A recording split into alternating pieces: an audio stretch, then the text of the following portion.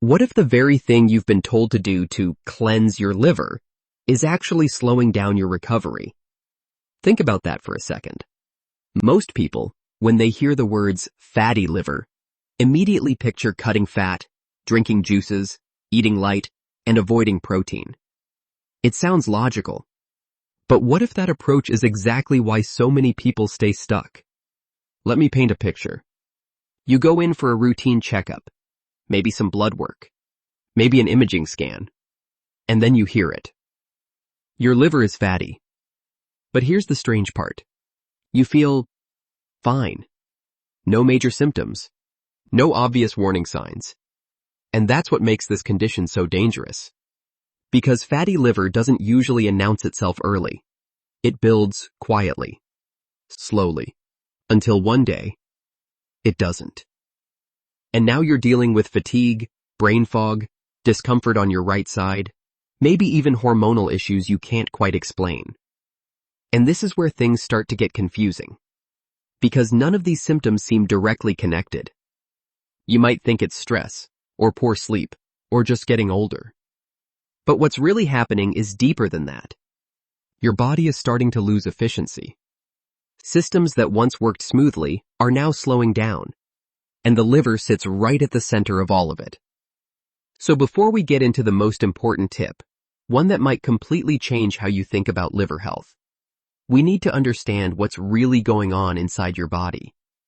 Your liver is one of the most powerful organs you have, not just because of what it does, but because of how many systems depend on it working properly. It weighs around 3 pounds, sits on the right side of your body, and performs hundreds of functions every single day. Every meal you eat, every toxin you're exposed to, every hormone your body produces. Your liver is involved. It filters toxins coming from food, environment, and even your own metabolism.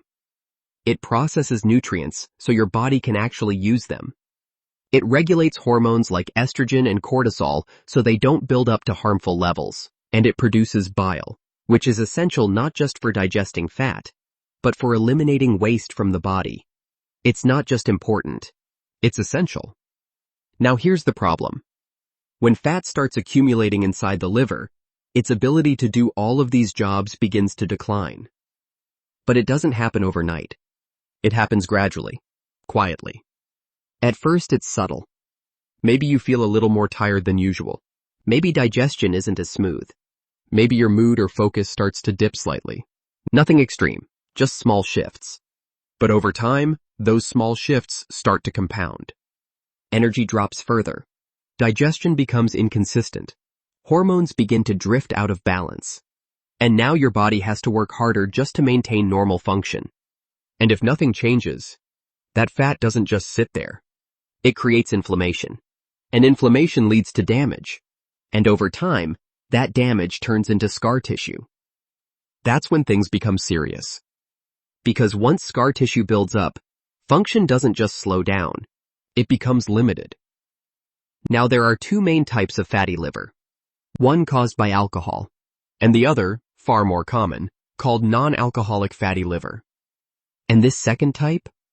It's driven almost entirely by diet and metabolic stress, especially one specific ingredient.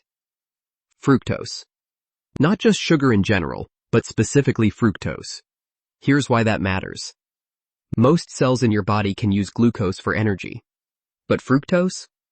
Almost all of it gets processed by the liver, which means every time you consume it, your liver has to handle the full load. And when it's consumed occasionally, your body can manage it.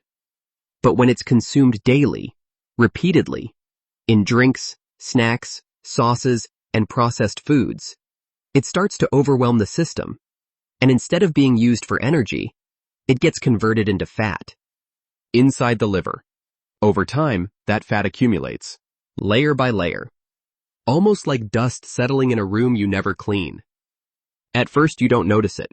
Then one day, everything feels heavier, slower, less efficient. And here's what's even more surprising. You don't have to be overweight for this to happen. Because this isn't just about how much fat you carry. It's about where that fat is stored. There's a big difference between visible fat and internal fat. One you can see, the other you can't. And internal fat, especially in the liver, is far more dangerous. You can look lean on the outside, but still have fat building up internally. And that's why so many people miss it.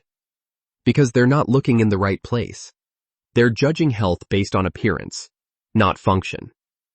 Now this brings us to something very important.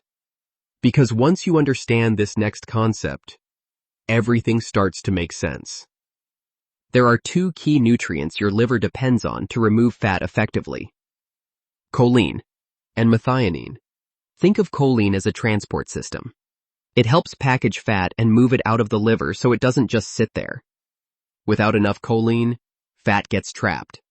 And when fat gets trapped, problems begin. Methionine plays a different role.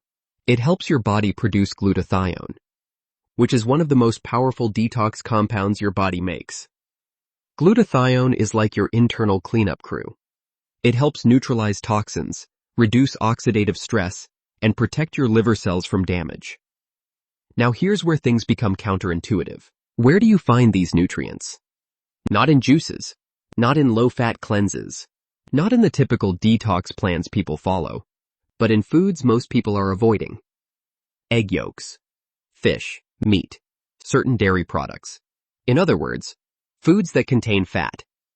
And this is where most people go wrong. They try to clean the liver by removing fat completely. But in doing that, they remove the very nutrients their liver needs to heal. That's the mistake. And that's why so many cleanses fail. Because they focus on restriction instead of function. So what actually works? First, you need to reduce the cause. That means lowering refined carbohydrates and sugars, especially sources of fructose. Because if you don't remove the cause, you're just trying to empty a bucket while the faucet is still running. Second, you need to support fat removal. That means bringing back the right foods. Eggs, quality protein, healthy fats. Not excess, but enough to provide the building blocks your liver requires. Consistency matters more than extremes. Third, you need to activate fat burning. And this is where intermittent fasting becomes powerful. When you go longer without eating, your body is forced to switch fuel sources, from sugar to stored fat. And that includes fat stored in the liver. It creates a metabolic shift, a kind of internal pull that starts clearing out that excess. Not instantly, but progressively, day by day. Now combine that with nutrient-dense vegetables, especially cruciferous vegetables like broccoli, kale, and arugula. And you now support detox pathways at the same time. Because these vegetables contain compounds that activate enzymes in the liver responsible for breaking down toxins. So now you're doing two things at once: removing fat and clearing waste. That's the real strategy. Not starving your body, but supporting it properly. Now there's one more critical piece most people miss. Bile. Bile is produced by your liver and stored in your gallbladder, and it plays a major role in both fat digestion and toxin removal. It acts almost like a detergent, helping break down fats and carry waste out of the body. But here's the catch. Bile production is stimulated by fat. So if you're eating a very low-fat diet, you're not stimulating bile effectively, which means detox slows down, fat digestion weakens, and your progress stalls. So again, removing fat entirely can backfire. Your body needs the right amount to function. Now, for those looking to accelerate this process, supplementing with choline can help. It supports fat transport and can enhance liver recovery when combined with the right diet.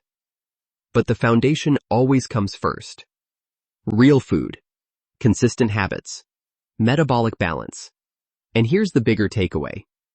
Your liver doesn't need a drastic cleanse. It needs the right conditions.